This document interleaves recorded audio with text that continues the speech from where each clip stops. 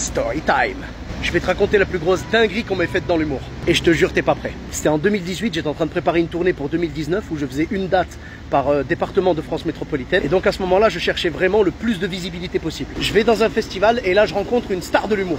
Par discrétion, je balancerai pas le blast. Et donc cet humoriste star de l'humour voit mon passage et tout sur scène et il me dit « Waouh, c'est vraiment bien ce que tu fais, tout ça ». Et je suis même étonné que tu sois pas encore à la télé. Et franchement, ça c'est son avis. Moi, je trouvais ça un peu excessif. Mais bon, voilà, lui, en l'occurrence, il avait fait beaucoup de télé. Donc, je faisais un peu confiance à son jugement. Je dis, ouais, merci, c'est gentil. Et il me dit, écoute, voilà mon numéro. Si un jour tu veux aller à la télé, tu m'appelles et je t'emmène.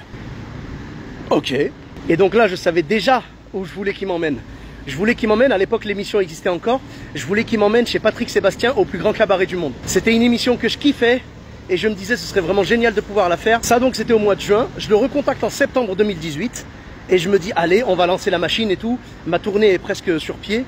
Donc maintenant il va falloir en parler quoi. Donc quoi de mieux qu'une émission de télé pour le faire, ça va être génial. Je l'appelle, je dis bah écoute, tu m'avais demandé de t'appeler si je voulais aller à la télé un jour. Et là pour le coup j'ai une tournée qui arrive et tout. Et j'ai vraiment besoin de visibilité.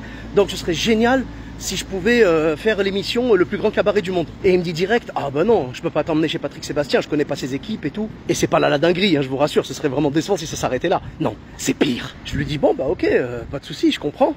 Mais du coup tu me parlais de m'emmener à la télé, tu parlais de quoi toi? Tu parlais de quelle émission? Et là il me dit, Arthur. Et moi je lui dis genre, Arthur, c'est-à-dire VTEP? Et il me dit, ouais, VTEP. Et là je dis, waouh, c'est énorme, c'est vraiment génial, bah de ouf, moi je suis chaud pour faire VTEP, tu vois. Et il me dit, ok, écoute, rappelle-moi dans une semaine, j'ai un petit festival à l'étranger, dès que je reviens, on met ça en place.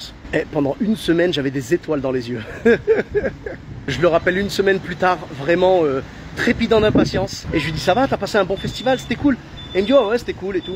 Et je dis, ah bah écoute, je te rappelle par rapport à VTEP, du coup, est-ce qu'on peut mettre ça en place? C'est là la dinguerie. Il me dit, ah mais moi je peux pas t'emmener chez Arthur comme ça.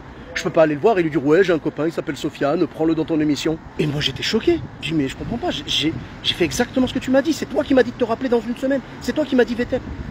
Et je dis, pourquoi tu m'as dit ça? Et là il me répond, ah bah j'ai dû te faire une fausse promesse. Dinguerie ou pas?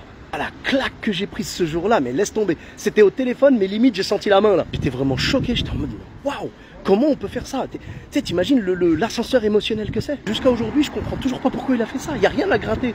Tu sais, je veux dire, je suis personne.